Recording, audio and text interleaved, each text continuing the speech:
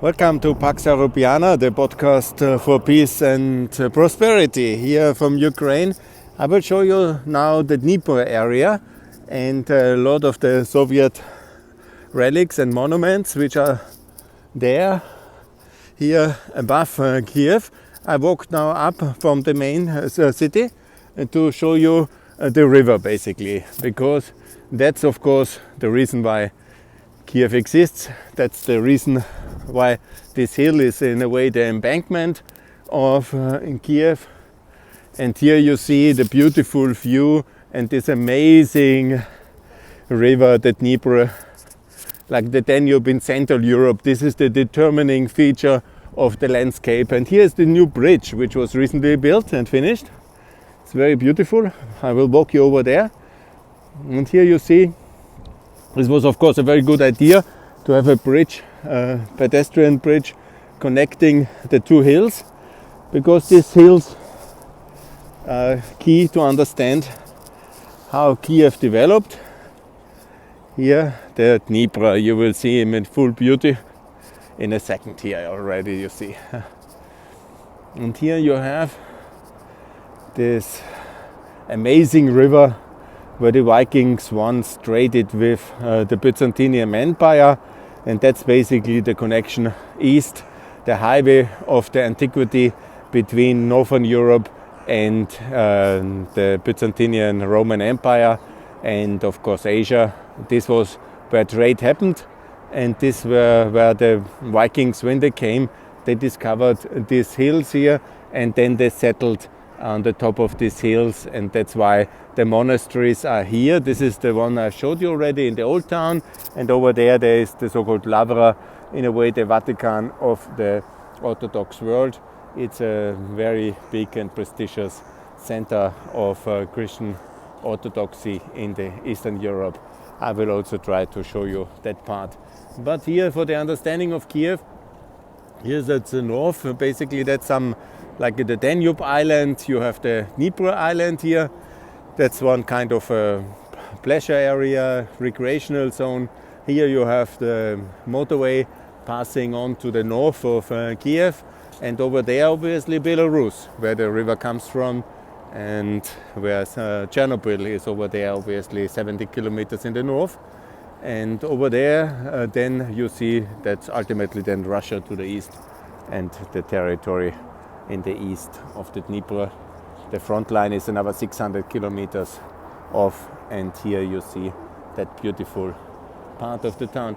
I will try to show you everything what I can see you also in the south, and I think it's very impressive here. It's now sunny winter day in February 2022, and I'm very happy that I make the decision to come here. Now you see the pedestrian area.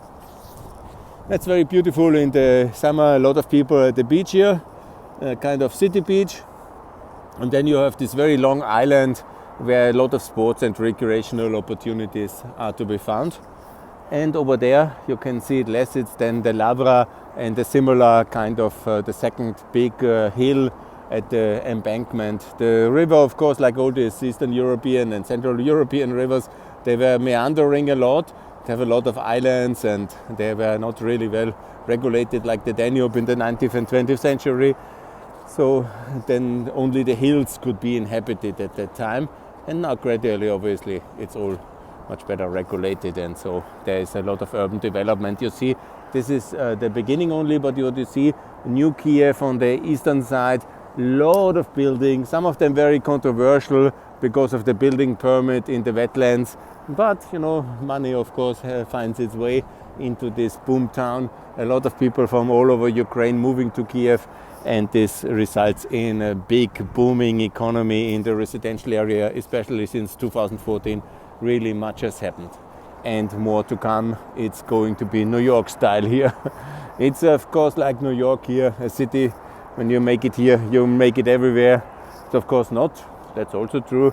It's not Petersburg and not Moscow in the region. There are also very impressive cities whenever I have not been there a long time, but it is a very big boom town. Since 2014 enormous progress has happened, and here you can walk down that embankment and then cross over here on the pedestrian area And I will walk now over this passerelle into the other side where the monument of Volodymyr, the ones who use Christianity. He basically entered, the baptism is a mythical event, but what was the real, it's a political decision obviously, to join the civilized world. Yeah? This was wild Vikings dominating the Slav people in the region, and they were not respected in the European system of governance at that time obviously, and then they made the decision to either, you could have not so many choices, you had Constantinople, and Rome was of course far, and the Muslim world, these were the enemies, and there was no alternative, and so they basically made the political choice to join the Eastern Christianity and be part of the Byzantinian world, not maybe of the empire, but you see the similarities already in the whole concept of how it's done here. This is of course Lenin's mausoleum. You understand already the concept of the city, and that's basically the Kreshatik.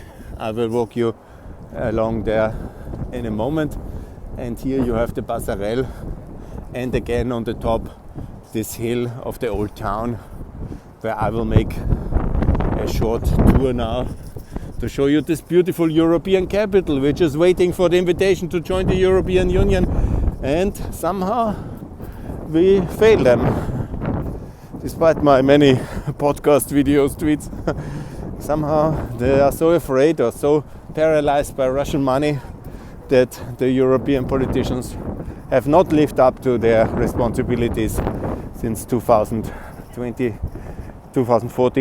when the Jews to join the free world. That's actually the monument of the baptism and basically the statehood and the integration in the European political system of Ukraine as a state. Because it's seen often like a religious act, but it's much more political form of integration. It's getting very cold here.